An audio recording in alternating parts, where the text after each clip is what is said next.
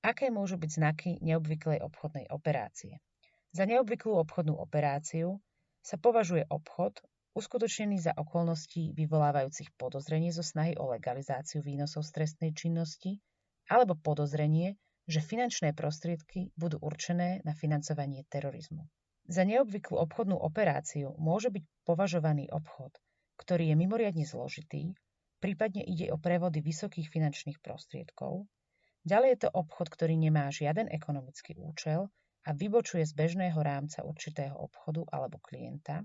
Za neobvyklé možno tiež považovať, ak sa klient odmietne identifikovať, prípadne poskytnúť informácie o obchode, alebo tieto informácie nemožno overiť. Podozrivé je, aj keď klient s ohľadom na svoje postavenie alebo zamestnanie nemôže byť vlastníkom potrebných financií. Taktiež nepomer finančných prostriedkov k povahe a rozsahu podnikateľskej činnosti môže byť považovaný za neobvyklú obchodnú operáciu. Odmieta sa klient identifikovať? Zakrýva klient alebo neposkytuje požadované informácie o sebe a o svojom podnikaní? Nachádza sa klient na sankčných zoznamoch? Ak je odpoveď na tieto otázky áno, vtedy obchod nemôžeme vykonať a spolupráca s takýmto klientom je zakázaná.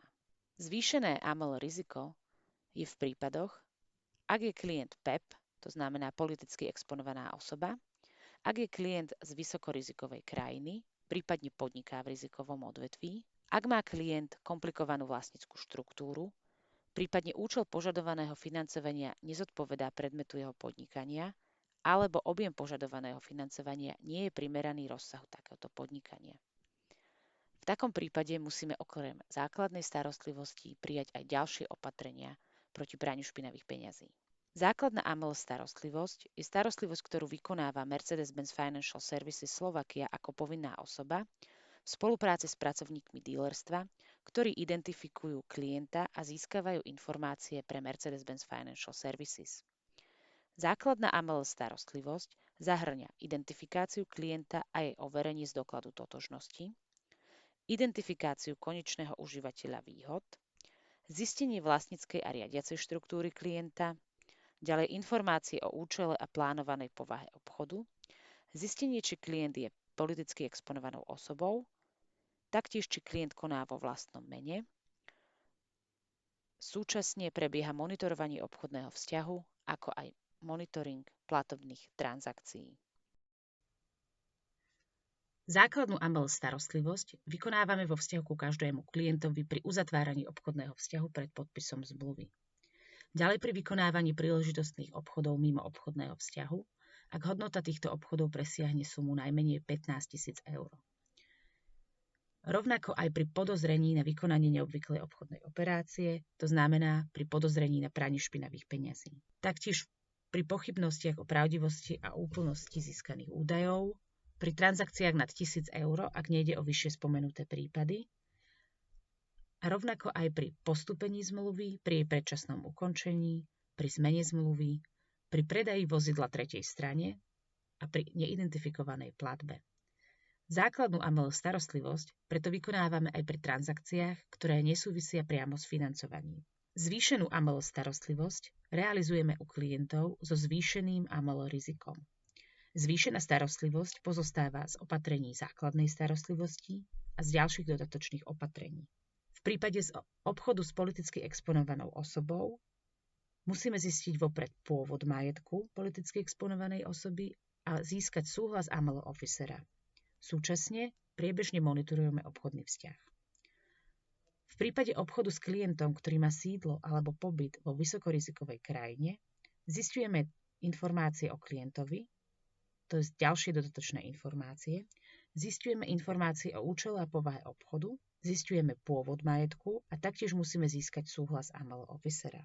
Zvýšenú starostlivosť v podobe dodatočných opatrení realizujeme aj pri klientoch s komplikovanou vlastníckou štruktúrou, u klientov, ktorí podnikajú v rizikovom odvetví, pri značnom rozsahu podnikania, a to aj v prípade, ak účel obchodu vzbudzuje pochybnosti. Zoznam vysokorizikových krajín z oblasti AML tvoria krajiny, ktoré majú strategické nedostatky na poli boja proti praniu špinavých peňazí. Tento zoznam vypracováva Európska komisia a Finančný akčný výbor, čo je medzinárodná organizácia založená z iniciatívy krajín G7 na boj proti praniu špinavých peňazí.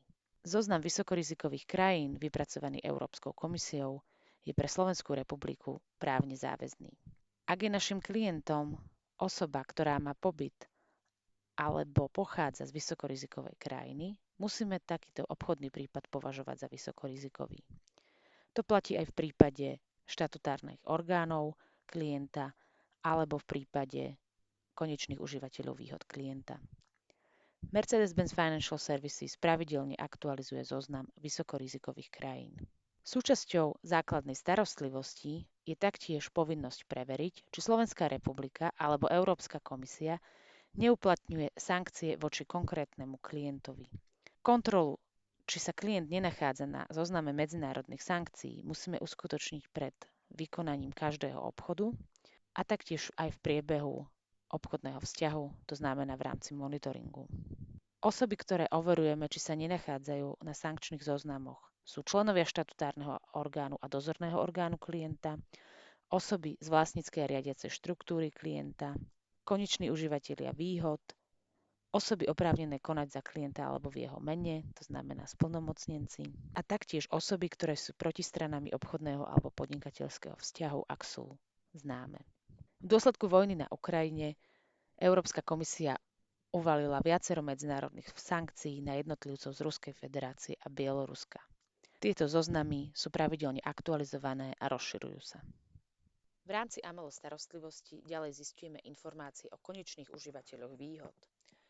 Za konečného užívateľa výhod je považovaná fyzická osoba, ktorá skutočne ovláda alebo kontroluje právnickú osobu alebo fyzickú osobu podnikateľa a v prospech ktorej tieto subjekty vykonávajú podnikateľskú činnosť. Ide teda o osobu, ktorá má z podnikateľskej činnosti významné príjmy a skutočne riadi podnikateľské subjekty. Konečného užívateľa výhod zisťujeme u právnickej osoby a fyzickej osoby podnikateľa v rámci identifikácie klienta. Podnikateľské subjekty sú povinné evidovať svojich konečných užívateľov výhod v registri právnických osôb a taktiež sú povinné pravidelne tieto zoznamy aktualizovať. V evidencii sa nachádzajú informácie v rozsahu meno, priezvisko, štátne občianstvo, bydlisko, veľkosť podielu a odkedy je daná osoba konečným užívateľom výhod. Ďalej v rámci AML starostlivosti zisťujeme, či klient alebo jeho štatutár, prípadne konečný užívateľ výhod klienta má status politicky exponovanej osoby. Za politicky exponovanú osobu sú považované osoby, ktorým bola zverená významná verejná funkcia s celoštátnym alebo regionálnym významom v Slovenskej republike, v Európskej únii alebo v medzinárodných organizáciách. Ide teda o osoby, ktoré sú vo funkciách ako prezident, člen vlády, poslanec Národnej rady, sudcovia Najvyššieho ústavného súdu, predseda súdnej rady, generálny prokurátor, predsedovia a podpredsedovia súdov a prokuratúr, veľvyslanci, štatutári štátneho podniku, členovia Rady Národnej banky Slovenska, štatutári politickej strany, ale aj primátorovia a starostovia.